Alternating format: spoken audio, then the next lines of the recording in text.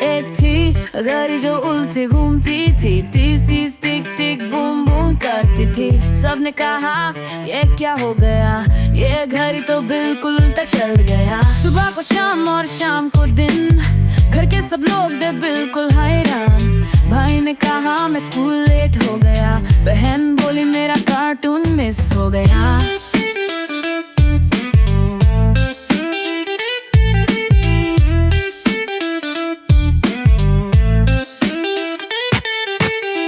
मामा ने कहा ये कैसे हुआ, पापा ने बोला कोई तो इसको ठीक करे जरा।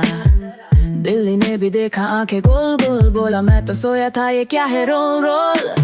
फिर आई दादी अपनी पुरानी किताब, बोली अरे भाई ये तो है कमाल का हिसाब। ये घड़ी चलेगी अपने ही मूड से, चलेगी वो ही जो उसकी सोच से। सबने मिलकर एक बात सीखी, हर चीज को ठीक करना जरूरी नहीं, कभी कभी उल्टा भी मजा देता है। हर वक्त सही होना जरूरी नहीं रहता है। अब वो घड़ी उल्टी ही चलती है, सब उसकी आदत से ही मिल जुलती है। भाई अब स्कूल के लिए पहले ही उठता है, और बिल्ली मजे से अपने पलंग पर सो जाता है।